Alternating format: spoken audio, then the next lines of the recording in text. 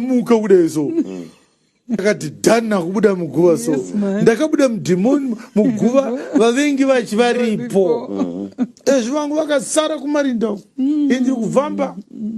He was not ecstatic about it. Now let's look at Luke 24:46.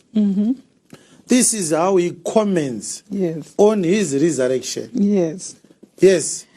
And said unto them, thus it is written, and thus it behoved the Christ to suffer and to rise from the dead the third day. Pastor, it's like, imagine believers. Jesus has risen from the dead. The news anchor is on CNN primetime news. Breaking news. Jesus has risen from the dead.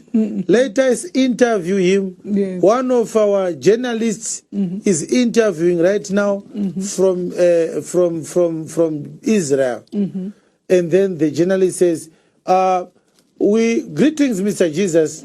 The world is in shock. Can you tell us how you feel about your resurrection? What would he say? He says, thus it is written.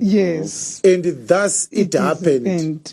Christ to suffer. And to rise from the dead the third day. And that repentance should be preached in his name. All right? And remission of sins among all nations, beginning at Jerusalem. Zvinhu zvese zvaitika izvi zvazvakanyorwa zvaitika sezvazvakanyorwa. Kristu unotambudzika, Kristu unofa, Kristu unomuka.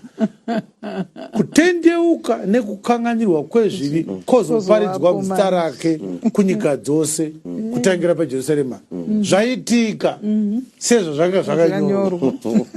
There's no surprise. I'm not excited about this resurrection. So he was capable of rising from the dead. Yes. He